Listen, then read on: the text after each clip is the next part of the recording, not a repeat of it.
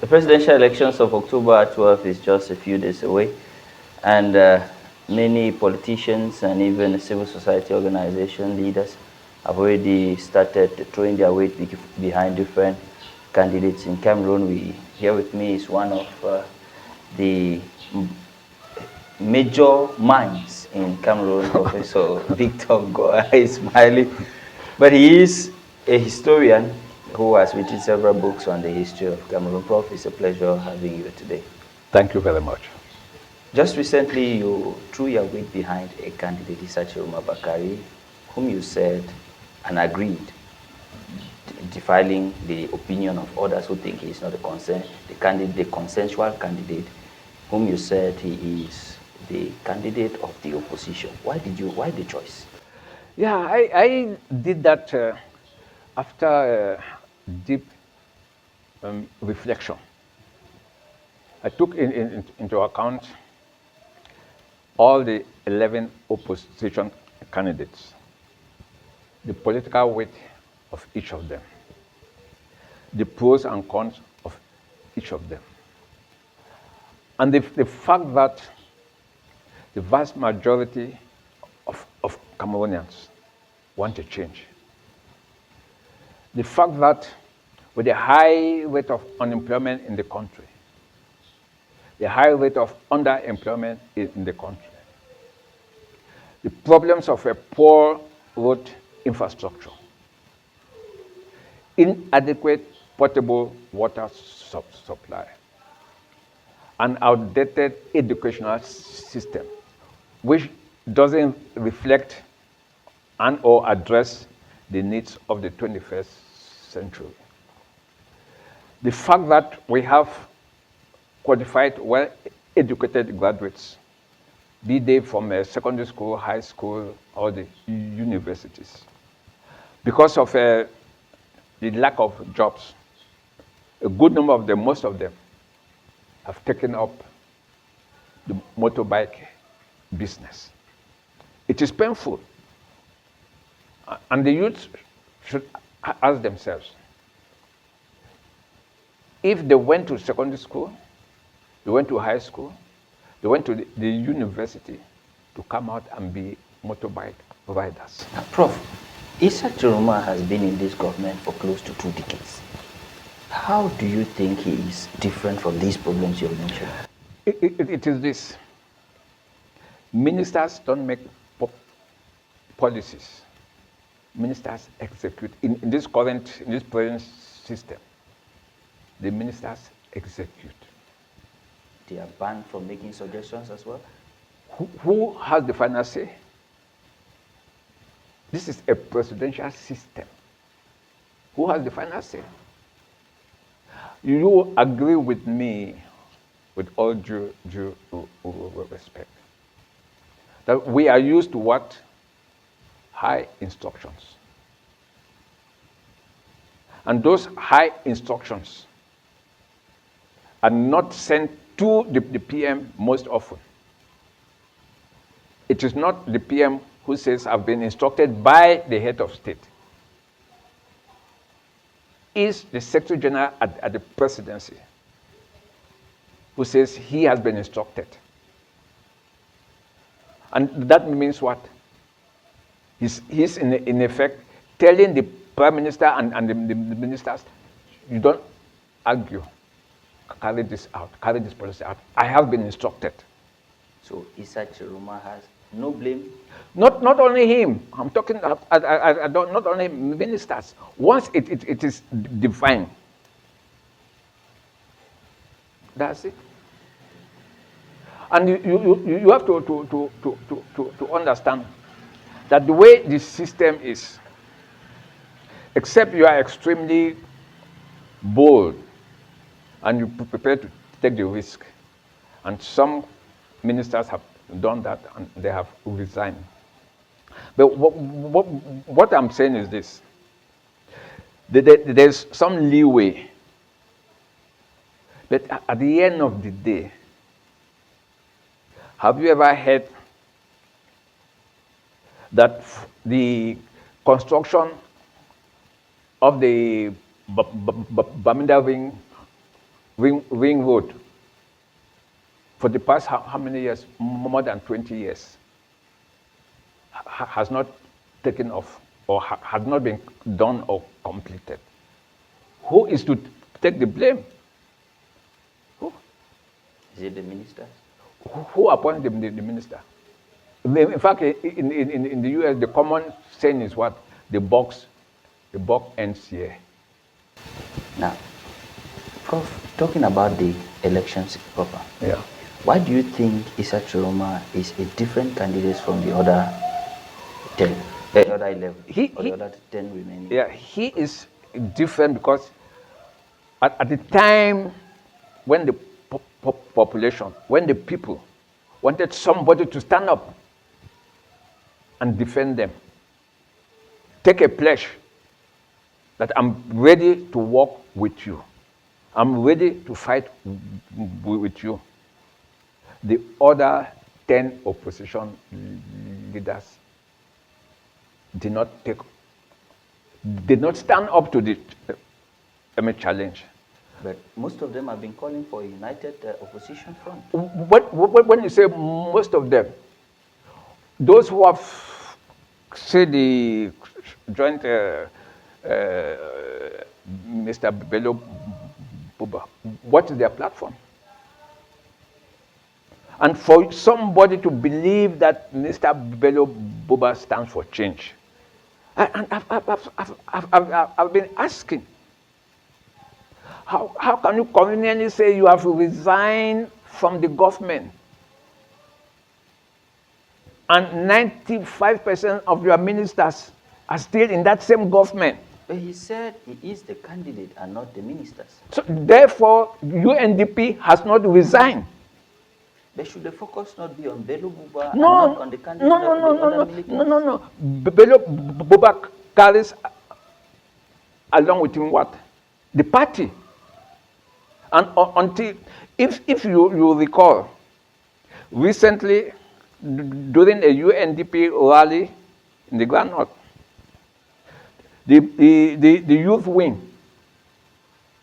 presented a petition to him, asking him to do what? To declare for Issa Tchiroma. I think you, as a journalist, you are aware of that.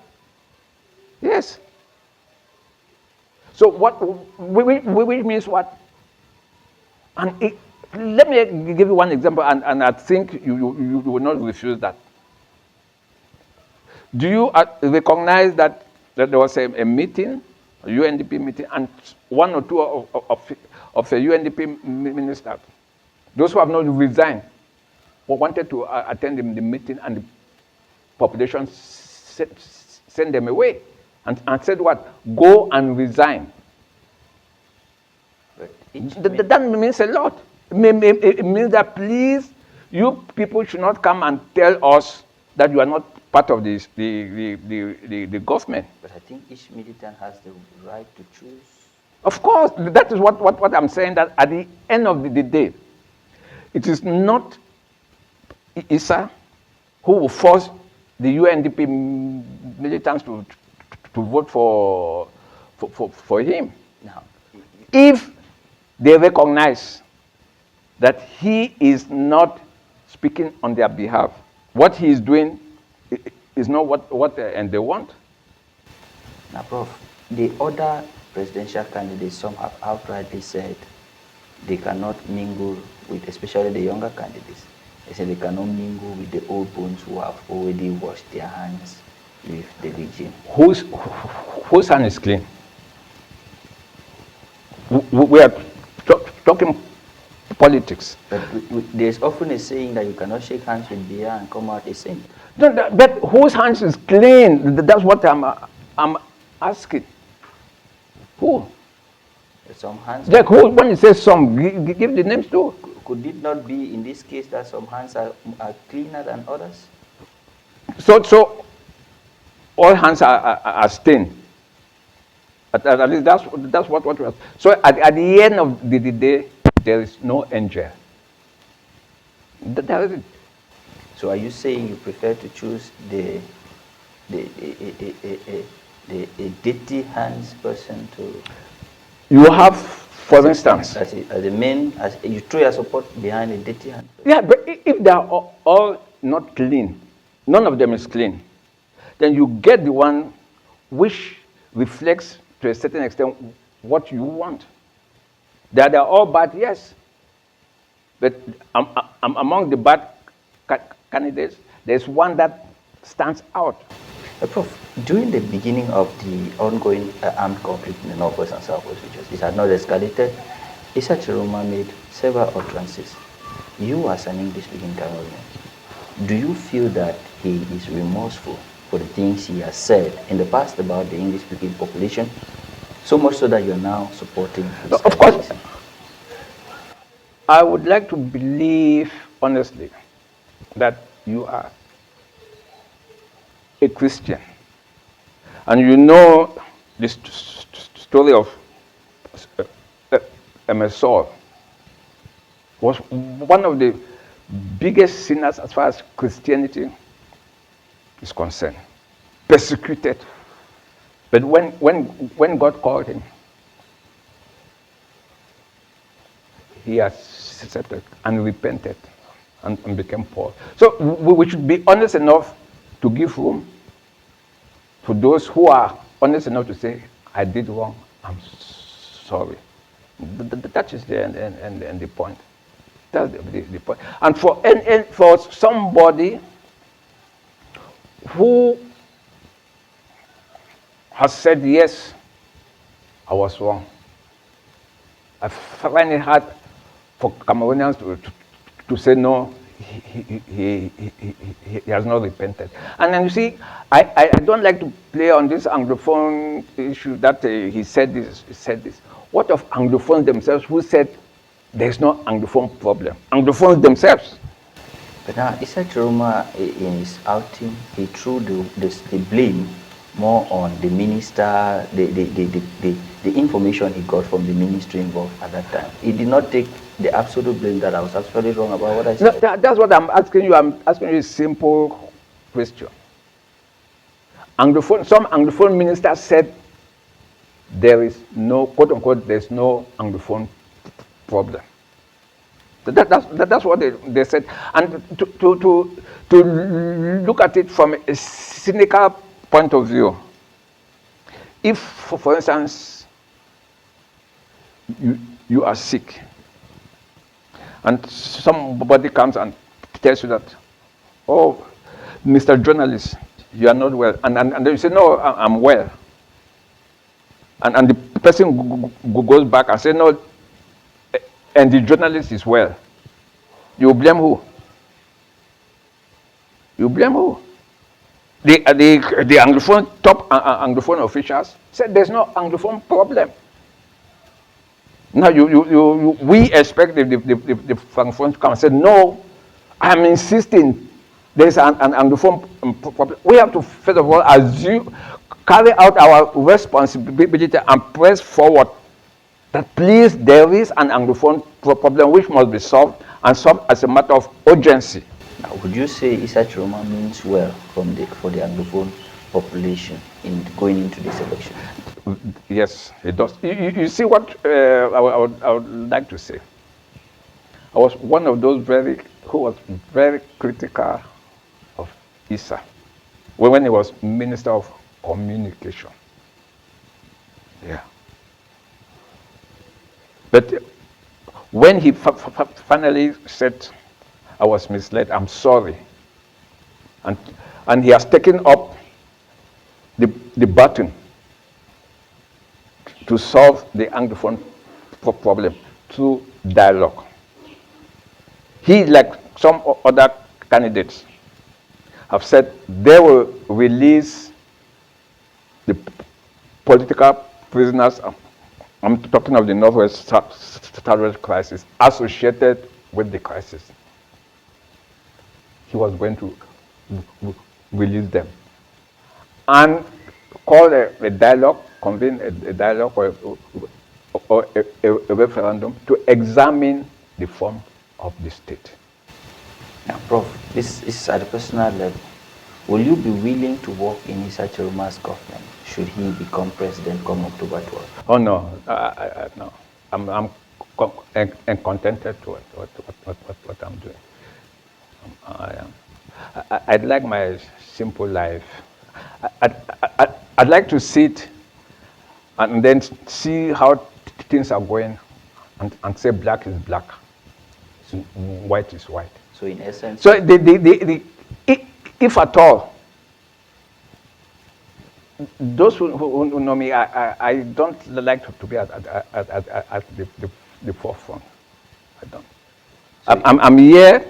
There are politicians who have come here and asked me across the board, what do you think of this? What do you think of this? And I give them my objective views, even if I know fully well that they will not want to hear it. I say it.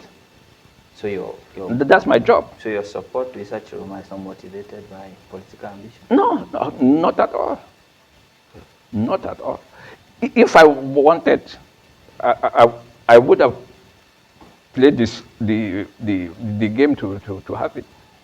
No, I must be honest. Most Cameroonians will say, "Oh, he's saying it now because he's retired." But there are people still. Some of them are still living. Who would tell that yes, Prof Victor Ngoh at this time came and asked for advice, and I told him not to accept. Now, Prof, you can look at Cameroonians and tell them what you want them to really look up to as they go into these elections. Now, my advice is that Cameroonians should know that the October 2025 presidential election is extremely important. Most of us may not live to see another opportune moment.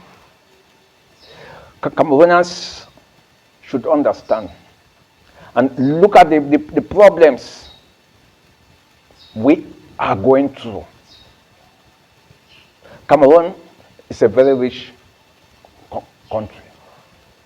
The human resources are very rich. The natural resources are very rich. And then why are we in this situation?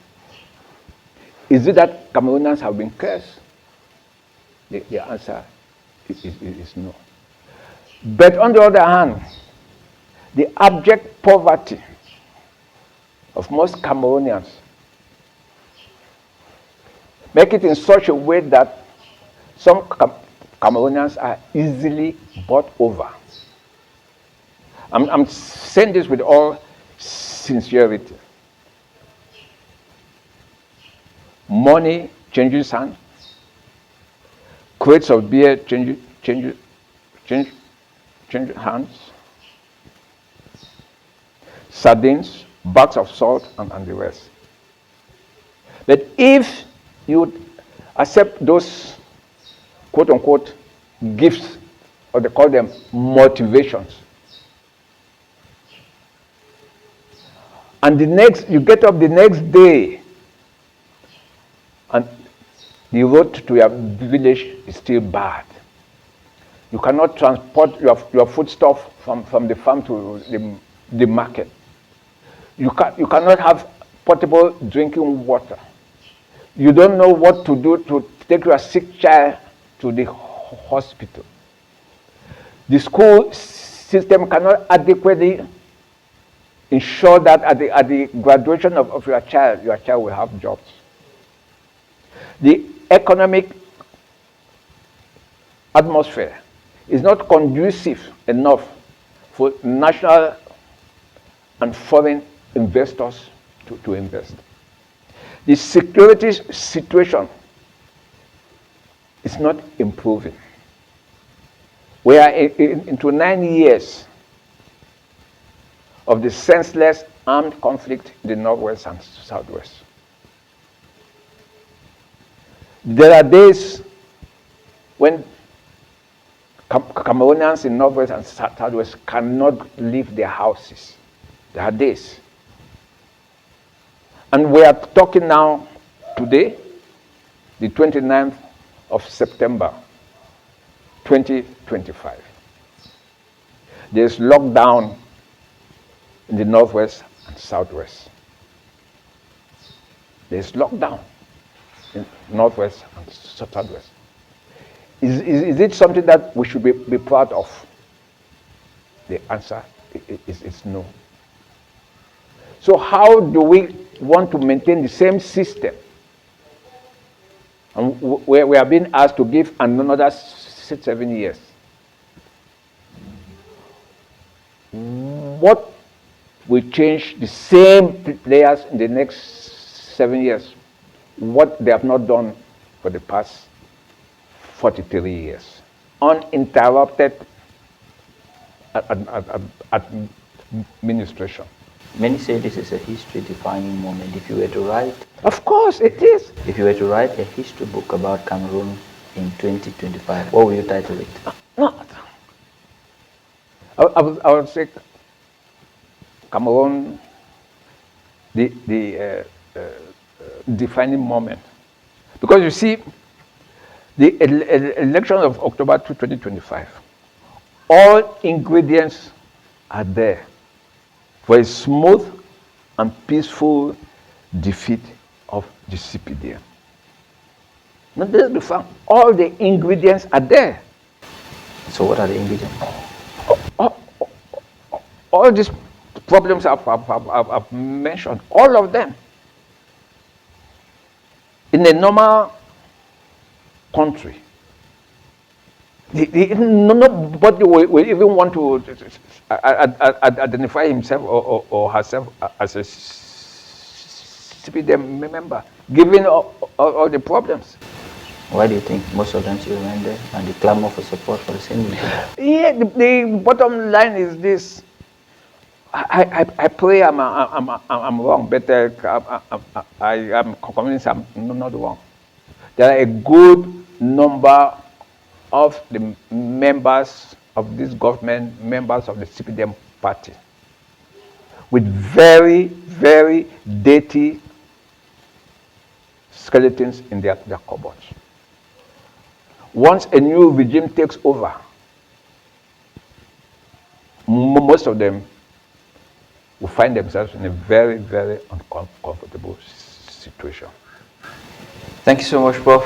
It was a pleasure having a mind like yours. Thanks a lot. Thank you. Yep. In a few days, we are going to be voting. Like Prof said, Cameroonians should choose wisely. Thank you very much.